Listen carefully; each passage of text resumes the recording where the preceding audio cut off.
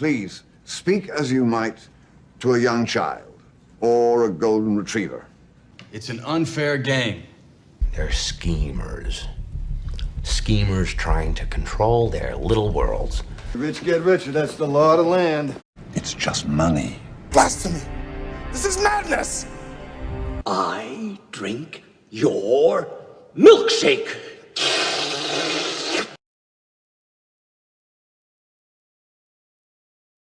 Hello, everybody. Welcome back to Milkshakes Markets Madness. We welcome you all to the show, especially newcomers. If you're new and you don't know what a milkshake, dollar milkshake theory is, or what a milkshake podcast is, we have a great playlist at the top of our YouTube channel that says "Start Here."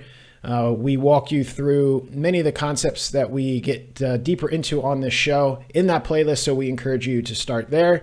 And you'll notice throughout the entire YouTube channel homepage, we have a number of playlists and various segments, because that's how we like to approach this channel, sharing content in a very specific topical manner. Every single episode is not just the same thing, two guys bantering about markets. There's specific objectives. But this is our full-length episode, one of our fan favorites, and it will be two guys bantering about markets. My name is Jon Katsmita. This is my friend Brent Johnson, the man behind the dollar milkshake theory. And Brent, it's funny how fast the days go, how quick weeks pass.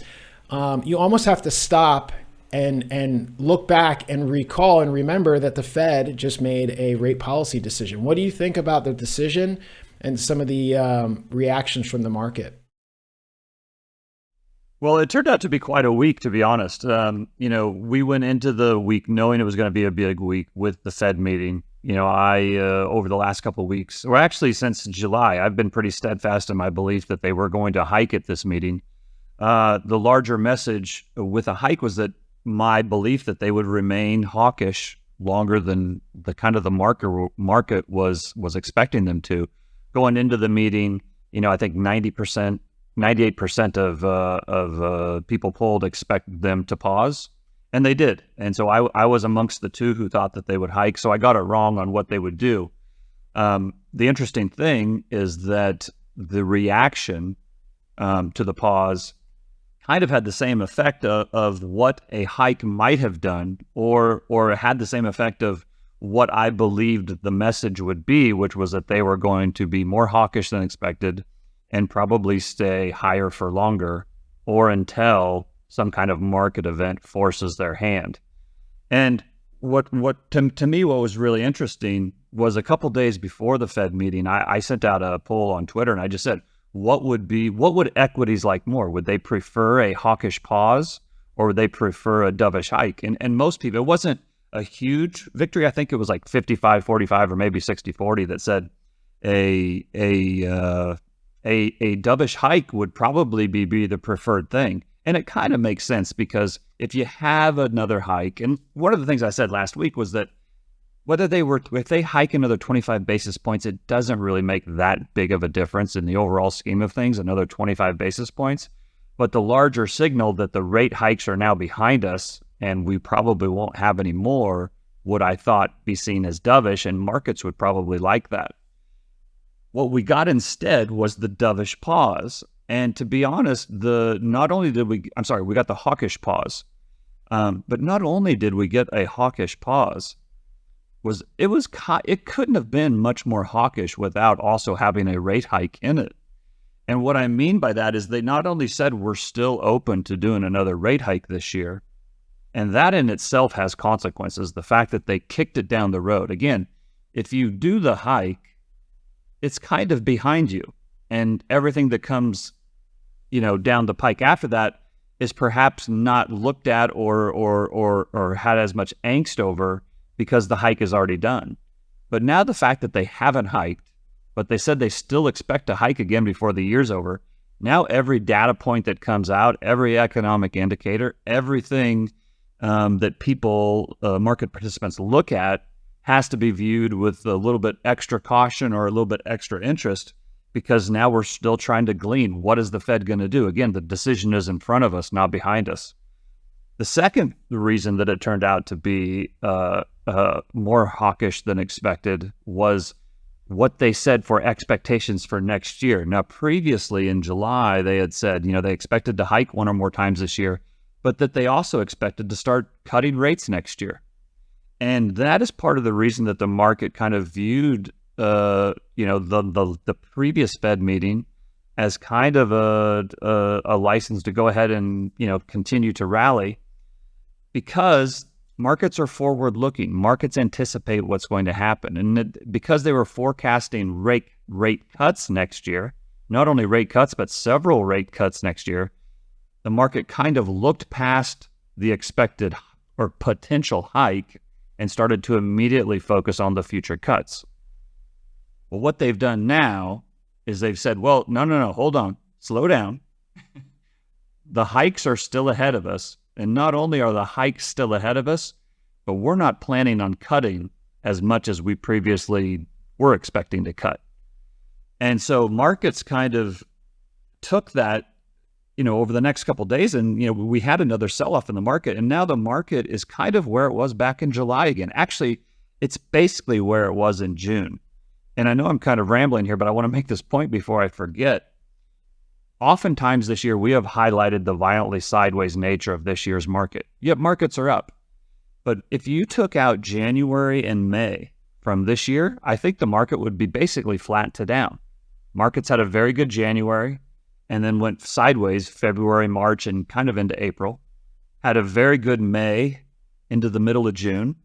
And then it's gone sideways from the middle of June until now. And I think it's actually now is a little bit, maybe 2 to 3% lower than it was in the middle of June. So again, if you were on the sidelines for either January or May of this year, you haven't made any money. Other than those 2 months, we've really had this violently sideways market action. And, markets don't like uncertainty. And the Fed kicking another rate hike decision down the road, and indicating that not only are we kicking the rate hikes down the road, but the cuts that we had previously told you we were expecting, we no longer expect them, led to more violence, economic violence or market violence towards the end of last week. And markets sold off fairly heavily the last couple of days. And they started out good on Friday, but ended the day red. So I think next week's going to be very interesting. I would expect a little bit more, volatility to rise, and probably a little bit further downside in the markets. But that's kind of where we're at. Yeah, it was a great response. As you were kind of talking, little questions would pop up in my head, and then you would, in some form or another, address them. We've highlighted consistently, because it's just a nature of the markets these days, the fact that the market overall leans so heavily on what the Fed bankers are saying, whether directly in press conferences or in Fed minutes. This jawbone effect that they have on driving markets up or down is something we've highlighted in specific episodes, along with the thing you just mentioned, violently sideways.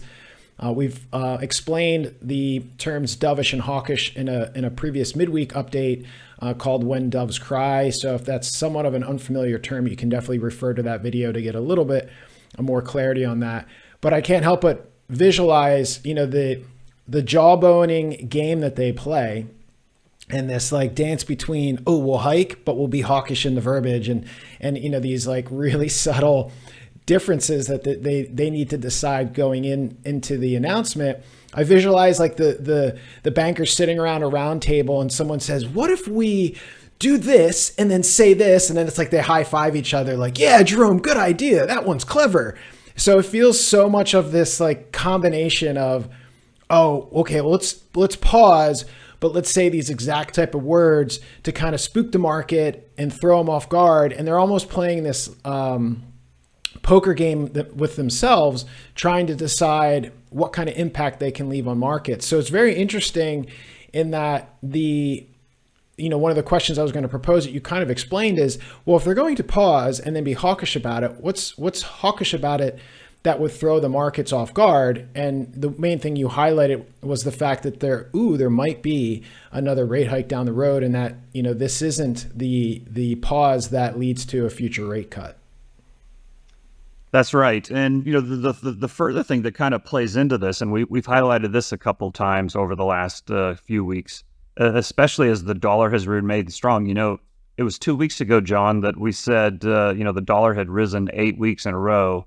It was probably a decent time for a pause. And it has kind of paused, but it hasn't pulled back. And in fact, it's been, I think, even slightly positive the last couple of weeks.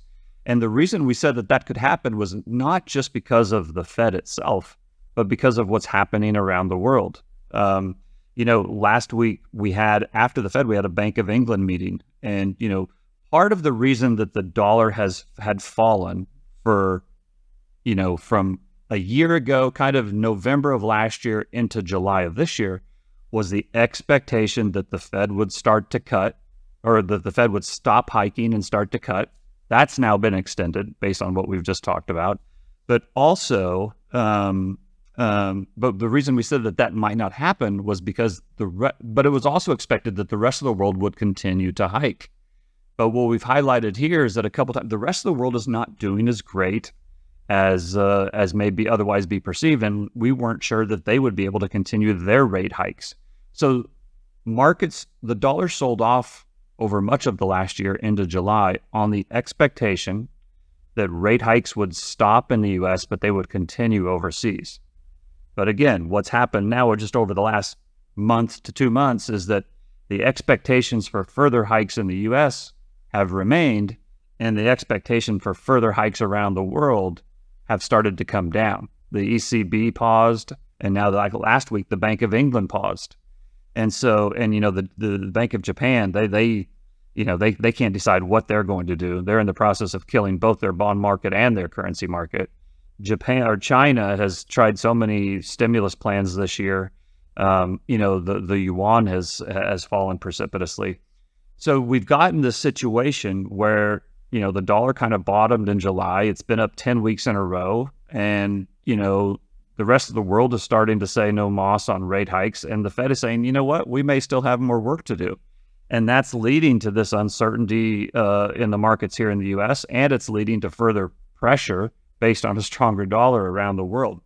So, all of this kind of leads into what I've kind of held as my, base case, for lack of a better way of saying it all years, that I think that there's more pain to come kind of in the short to medium term. I don't think we're going into one of these 4 or 5 year, recession/depressions where everything just collapses. But I do think that markets need to experience more pain before the Fed suddenly shifts to a more dovish posture and goes back to some kind of a QE or money printing scenario. And as a result, I expect markets to have another, when I say markets, basically I'm saying, global risk markets or equity markets probably need to have another correction before another large move higher. And, it kind of seems like it's playing out that way to me, but, Q4 is going to be pretty interesting. We're kind of, it's interesting that, a year ago at this time, the end of September was kind of the lows for the markets. Now we're having a little bit of sell-off here again. Markets tend to have these crazy events in the fall. Whether we get that this year or not, we'll see. But it's kind of setting up to have some excitement. Excellent. So we've tried to be very clear that neither one of us are fans of central banks and or central bankers. Just recently, we published a video for a somewhat new segment called WWJD, What Would Johnson Do? And we proposed the question to you about what if you were given the power to control the monetary system? What if you were appointed chairman of the Federal Reserve? And we kind of went down that rabbit hole. I encourage people to watch that. And, I think you articulated well where the problems overall in the system are as far as giving, so much power and control to 12 PhDs. But at the same time, as I highlight that, we also have to accept the reality in which we live, and that is monetary policies are run by 12 PhDs. And if you look at what their objectives were once they realized they got the transitory piece incredibly wrong, and that they were going to go on an aggressive rate hiking cycle, they've been able to pull off quite a bit that no one expected that they could. So one of the things that's, I think, kind of almost become part of finance culture since 2009 in the great financial crisis back then, all the way through even the sell-off we saw in 2020 is this notion or idea that bad news ultimately is good news for markets because it means a rescue is right around the corner. And for so much of the initial rate hiking cycle, and almost immediately it felt like the yield curves went inverted, and that has a great track record of predicting recessions. Rate hiking cycles in general typically end up breaking something and leading to some kind of chaos or crisis, whatever that may be or how big that might be. So markets immediately started taking any kind of rate hike or any kind of like impact of those rate hikes almost as positive. And I know I'm kind of being winded here, but I want to highlight all these things that we've addressed throughout the year. Even just recently, you've pointed out that during rate hiking cycles, how well equities perform. So we've kind of had the unexpected result, although historically the normal result, which is Fed hikes, equities do well. Market anticipates that the Fed's going to cut, therefore continues to do well, or at least animal spirits continue to thrive. Do you feel like the Fed is starting to win the later rounds of this boxing match, that we're in round 8, 9, 10 of the fight, and the animal spirits are starting to just finally give up, and that's partly what you're seeing in this sell-off? Well, I think that's potentially the case. And here's the thing where this kind of gets interesting, because again, part of the reason that I was saying that I expected them to be hawkish a little bit longer than the market was saying, I thought it would take the form of a rate hike rather than the dovish pause, or I'm sorry, the hawkish pause. But part of the argument was we're playing the man, right? We're playing Powell and Powell's legacy. And I didn't think that Powell could pivot quite as easily as many other market participants thought, because I thought it had the potential to hurt his legacy if he were to start to ease, go dovish, and then for whatever reason, inflation either stays high or God forbid, reaccelerates. And as a result, I didn't think he would be as quick to switch. And so that's kind of where we're at now. And it's also why I think, going to your point of, oftentimes as you get near the end of a rate hiking cycle, bad news starts to become good news, because if things are getting bad, the Fed is going to have to stop hiking. They're going to have to move to an easy posture, and that will be good for markets. However, with this hawkish pause, I'm not sure that's the case, because they've said the rate hike is out in front of us still. Another rate hike is still out in front of us, and we no longer expect to be cutting as quickly as we previously did. And this also goes back, now combine that with my playing the man, whereas I think Powell, for his own legacy, needs to stay hawkish longer than people would otherwise like. I don't think he minds causing economic pain. I don't think he minds causing a recession. We've talked about how when he started, I think his whole goal was to cause a recession, because in my mind, that was his way of controlling inflation and their arrogance that they can just turn around and reverse things and save the system if they break it. But now, on his conference call, or I'm sorry, his press conference afterwards the other day, someone asked him if he still expected a soft landing, and he said, well,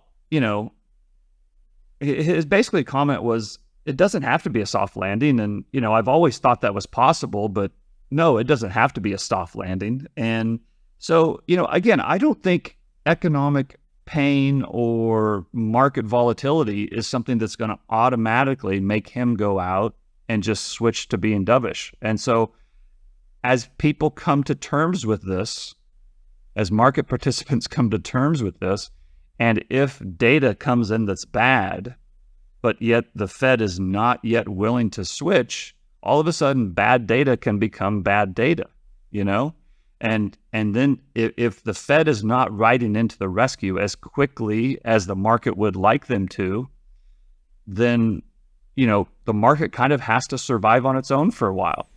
Now, I think everybody knows we can't go to totally free markets. If they were to just go to free markets and the Fed were to stop intervening, we would have incredible volatility and things would not end well for anybody. So of course the Fed will come in and act. That is the whole reason central banks exist in the first place. So I'm not going to say here and say that he's trying to bring on a Great Depression and he's going to keep hiking rates no matter what happens. My point is that I don't think that he minds causing some volatility and some pain. Now, will he go too far and will he cause a disaster? Very possibly. But that doesn't mean that he's going to do it right. Doesn't mean he's going to switch right away. And so I think there is I believe there's a greater chance of downside before they react than I think the market is currently pricing in. And so therefore, that's why I think bad news could potentially be bad news as we enter Q4 here. Now that's the madness. Finally, the markets are returning to bad news being bad news. What a silly concept that is.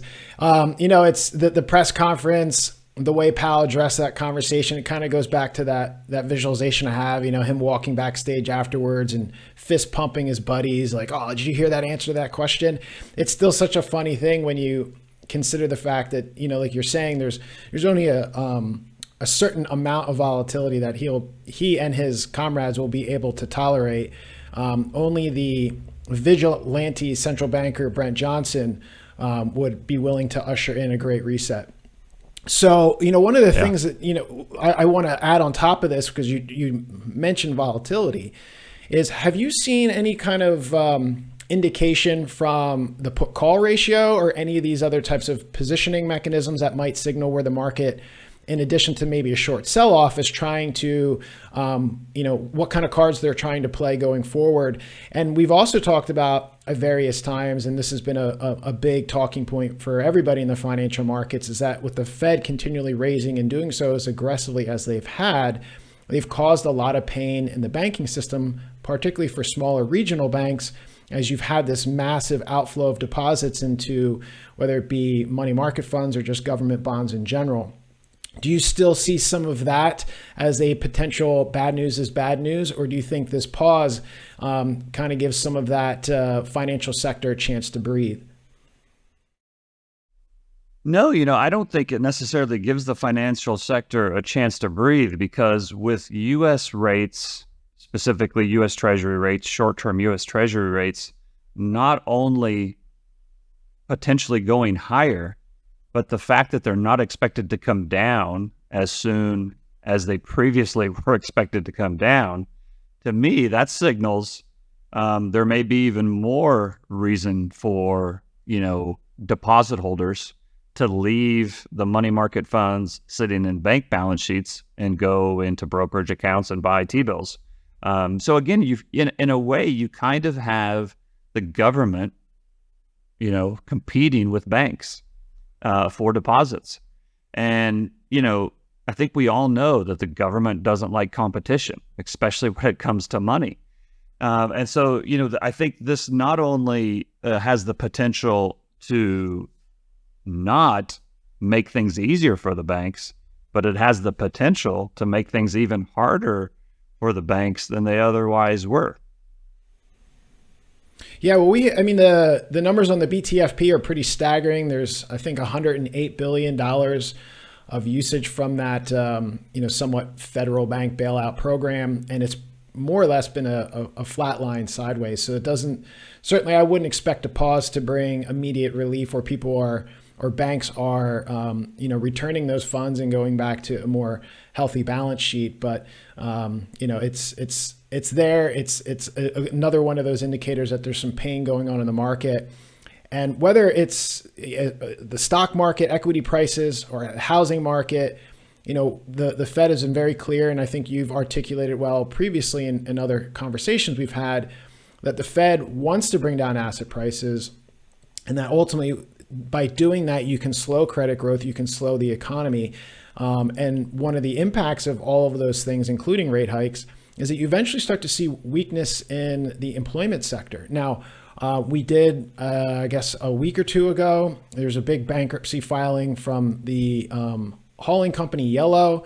And now you have this UAW, the United Automakers Workers Union, go into a major strike. Do you think that Do you have any comments, I guess, just on the overall health of the employment sector? That hasn't really been the trigger that a lot of people thought would be. And does a huge strike like this not only lead to further issues in the economy, but ultimately a contraction in GDP that maybe kicks off further unemployment and the start of a recession? Well, I think that's probably the right way to say it. Like, the reality is, despite many people's expectations, like, employment is in pretty good shape right now, right? And the economy is in pretty good shape right now. The question is, where is it 3 months, 6 months, a year from now? And the things like, the potential strike, the UAW strike, other things like the U.S. government shutting down, all these, this leads to the possibility that things get bad very quickly, right? So I'm not so worried about it right now. And in fact, part of the reason why I've expected the Fed to remain hawkish longer than, most expectations is because the economy is in pretty good shape. But I'm highly cognizant that there are a number of factors, some of them which you have just highlighted, and the fact that, just based on the design of the system, and I know we've talked about this several times, when you live in a debt-based monetary system, things can turn extremely quickly, especially when you have things like we just highlighted with the bank deposits potentially leaving banks and moving into treasuries, and that deprives the banks of capital. When you have things like the strike, which could dramatically impact, a big sector of the economy, that can change things very quickly.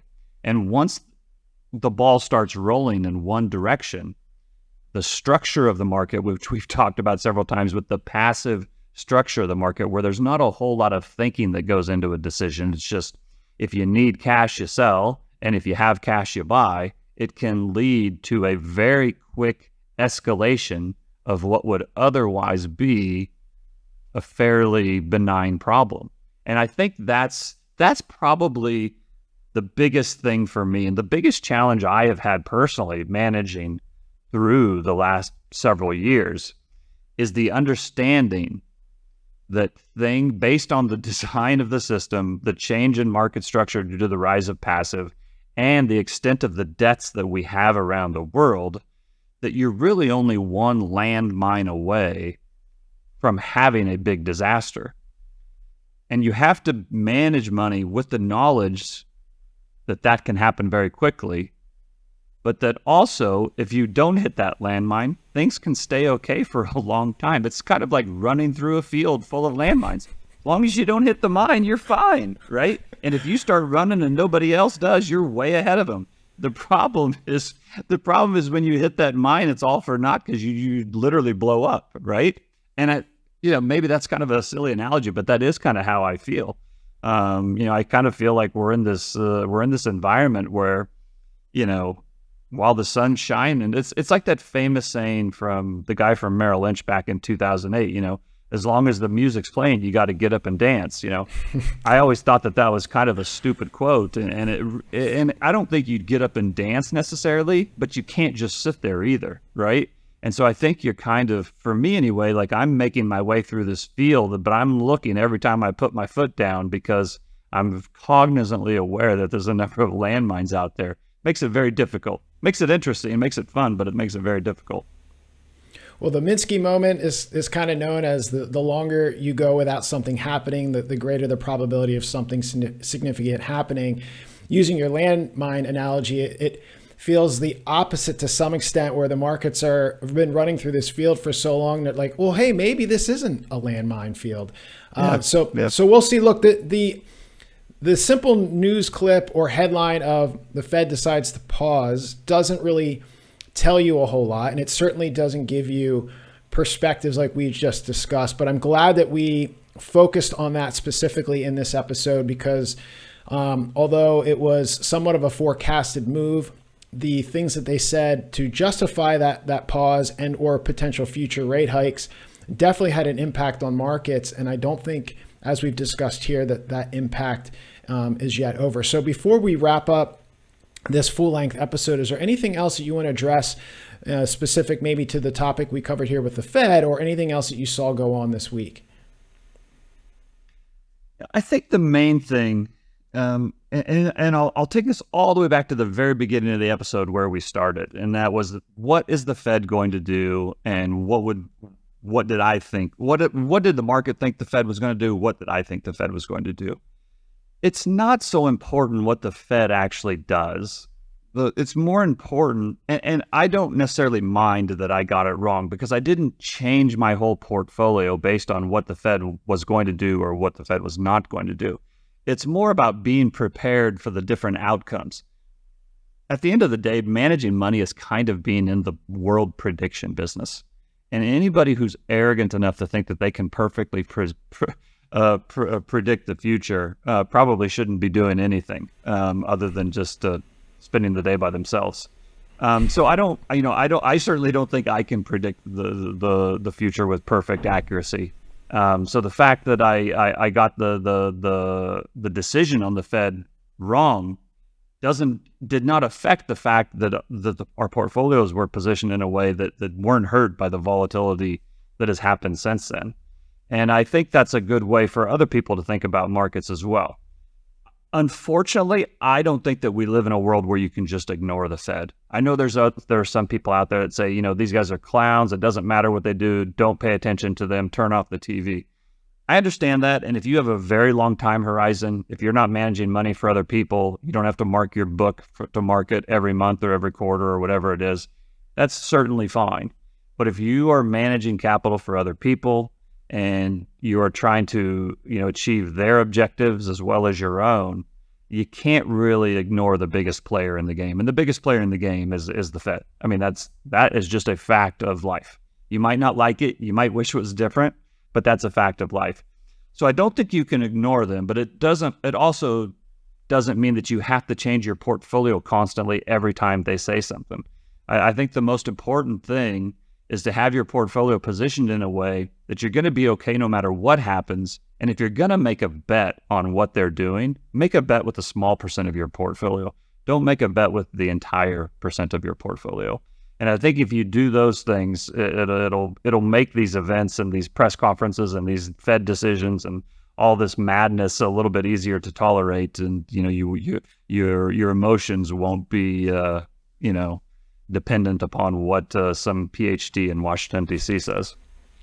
Well, I would say based on some of the commentary that we see on the YouTube channel, and certainly what you experience on Twitter, would suggest that there's a lot of people out there working for World Predictions LLC, and a lot of those people spending way too much time by themselves. So Brent, I appreciate all the color that you've added to what many might see as a really overly general event this week with the Fed making a rate decision that everyone kind of predicted. It was definitely valuable not only to get your take on it, but where you kind of see this potentially impacting the markets in the near term. So everyone, we appreciate you joining us. If you want to follow Brent on Twitter, you can do that using his handle Santiago AU Fund. You can follow me at Jon Kutsmita. Our YouTube channel and everywhere else that we interact from this show uses the handle Milkshakes Pod. And you can also find a little bit more information and perhaps scroll through the list of videos chronologically using our website at milkshakespod.com. That'll do it for us on the full-length episode. Join us in about a day for the Monday Peak of the Week. We will talk about the week ahead and some of the things that we're focused on specifically, not just a rundown of the calendar. We'll also have a Madness edition coming out in the beginning of the week where we get a little outside of the market-related topics, although I think there are some maddening things related to topics that we'll dive into this week. And then we'll certainly share a clip with you from a recent episode, which we think will support some of the conversations that are going on. And that'll bring us to the end of the week where hopefully we'll be able to share with you another episode of WWJD. So that'll do it for now. Enjoy the rest of your weekend. Thank you, everybody. We'll see you in a day.